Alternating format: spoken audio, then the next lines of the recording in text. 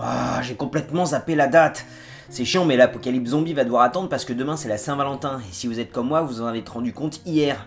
Et parce que je suis sûr que je pourrais mieux survivre à une apocalypse zombie qu'à ma copine qui découvre que j'ai zappé la Saint-Valentin, j'ai décidé de revoir ma liste des priorités. Honnêtement, si on oublie la Saint-Valentin, c'est pas parce qu'on est des connards, c'est juste parce qu'on est tellement occupé à aimer notre copine qu'on en oublie les dates. Et je tiens à dire que cette excuse vaut aussi pour les anniversaires. Message pour les filles, cette vidéo va surtout s'adresser à votre copain ou votre mari. Laissez votre ordinateur allumé sur cette vidéo et placez-le dans le frigo pour être sûr qu'il le voit. Cette vidéo sera donc plus orientée pour les mecs. Culturellement, la pression est un peu plus sur nous pour les soirées en couple. Donc pour cette Saint-Valentin, je suis sûr que ceux qui ont un peu de thunes ont acheté un petit cadeau de dernière minute et que les romantiques savent exactement quoi offrir à leur copine depuis la dernière Saint-Valentin. Mais il reste encore cette grosse couche entre ces deux groupes. Ceux qui ont une copine, qui n'ont pas vraiment de thunes, qui avaient un peu zappé la date et qui n'ont pas trouvé d'idée de cadeau. Et oui, c'est à toi que je parle.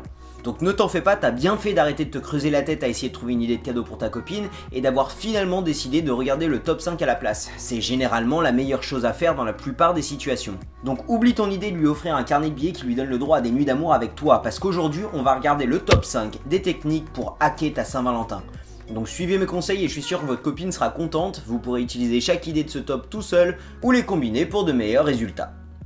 Numéro 5, bien commencer la Saint-Valentin. Ce que veut généralement votre petite amie le jour de la Saint-Valentin, c'est d'avoir un peu de temps de couple. Donc si vous habitez avec elle, levez-vous un peu plus tôt et faites-lui le petit déj au lit par exemple. C'est toujours une chose super appréciée. Pour l'idée déco, il vous faut un œuf et une tranche de pain de mie, ça devrait se trouver. Vous avez simplement à faire un œuf sur le plat, toaster légèrement votre pain et couper un cœur à l'intérieur du pain de mie. Placez le reste de la tranche comme ceci. Vous pouvez soit mettre le cœur sur le côté de cette façon, soit faire un effort supplémentaire et beurrer le délire, quitte à mettre un peu de confiote ou de Nutella. Et c'est bâclé, regardez-moi cette présentation poignante qui colle complètement au thème. Pour ceux qui n'habitent pas ensemble, vous pouvez toujours trouver un moment dans la journée pour passer du temps avec votre être cher sans que ça vous coûte forcément les yeux de la tête. Vous pouvez même regarder un film ensemble chez vous, le problème étant le choix du film. Souvent la Saint-Valentin on veut coller au thème et donc on doit se taper une comédie romantique ou même pire un drame romantique. Pour éviter de gâcher 2 heures de votre vie, je vais vous donner quelques idées de films qui collent au thème du jour mais que tout le monde peut apprécier. C'est bien entendu une question de goût mais je pense que les films que je vais vous donner sont parfaits pour l'occasion. Donc Un jour sans fin, Eternal Sunshine of the Spotless Mind, La vie est belle, Silver Lining Playbook. Bon le dernier est bon mais c'est pas forcément mon préféré, mais le truc c'est que c'est toujours une bonne chose de pouvoir proposer une solution alternative si votre copine commence à parler de Twilight. Numéro 4, hacker votre carte de Saint-Valentin. Idéalement, la carte est offerte le matin avec le petit déj au lit ou alors avant le dîner du soir. C'est toujours une petite attention supplémentaire d'offrir une carte, mais ça fait généralement plaisir. Donc encore une fois, on n'est pas obligé d'acheter une carte toute faite, quelques mots sur un papier dans une enveloppe est tout aussi sympa. Je vous conseille d'écrire quelques petits mots personnels sur pourquoi cette personne compte pour vous ou pourquoi elle vous a aidé dans un moment difficile de votre vie. Mais c'est une vidéo de hack et pas forcément d'amour, donc vous pouvez vous rendre sur ce site. Donnez le prénom de l'être aimé et le site vous sortira un poème, la première lettre de chaque vers écrivant le nom de votre copine. Donc voilà ce que ça donnerait si votre copine s'appelait le top 5. Numéro 3, hacker votre repas en amoureux. Le repas de la Saint-Valentin est un classique, donc si on a un peu de thunes, sortir pour se faire un resto est très bien pour plusieurs raisons, donc on est sûr de ne pas rater la bouffe et ça peut aussi être un endroit particulier pour vous deux, ce qui est une bonne chose. Par contre, pour ceux qui n'ont pas d'argent pour se payer un resto, vous avez de la chance, vous pouvez aller voir ma vidéo du top 5 sur les idées repas à faire avec ce qu'on trouve par terre. Non, je déconne, j'ai pas fait cette vidéo, mais me testez pas, je pourrais la faire.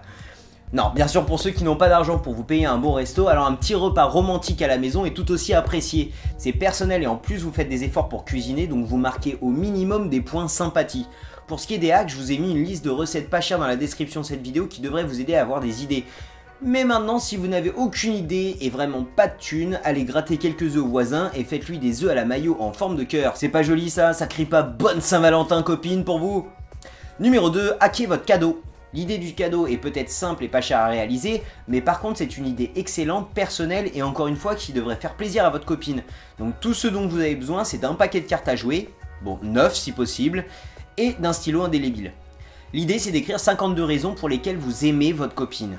Si vous n'aimez pas votre copine ou si vous n'en êtes pas encore sûr, vous pouvez toujours lui faire un paquet des 52 raisons pour lesquelles vous ne l'aimez pas ou 52 raisons pour lesquelles vous n'êtes pas très sûr si vous l'aimez ou pas, mais je suis pas sûr que ça reste un bon cadeau de la Saint-Valentin.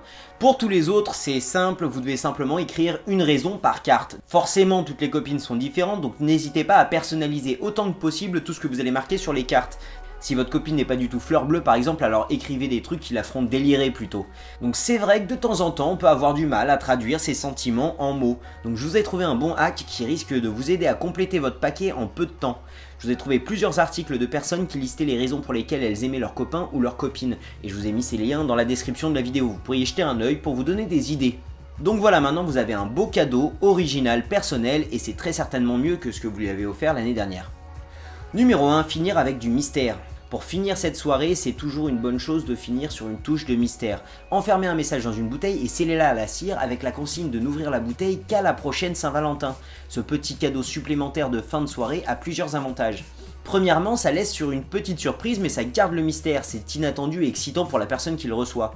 Deuxièmement, étant donné le contenu mystérieux de l'objet, vous pouvez même le faire passer pour le cadeau.